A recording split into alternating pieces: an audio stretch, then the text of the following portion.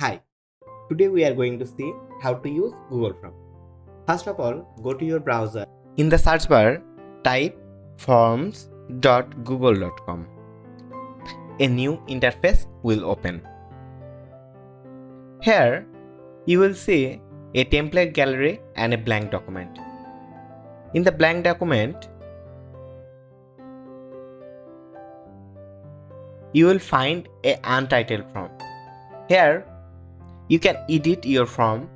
Here is your form name. I am giving the name as demo.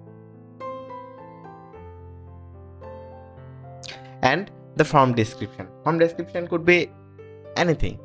Here, you can add questions and edit your question. You can use your question as multiple choice, checkbox, drop down. You can upload your file from Drive or your computer.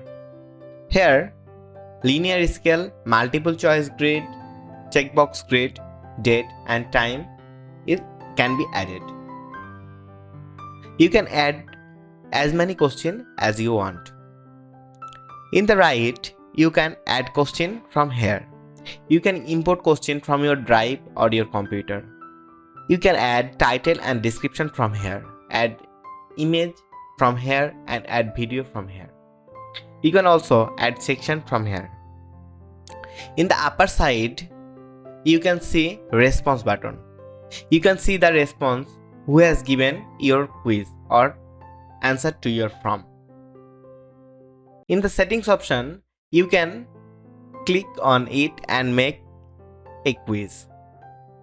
And here the options are missed question, correct question, point values and default question, point value. You can also see the response and manage the response.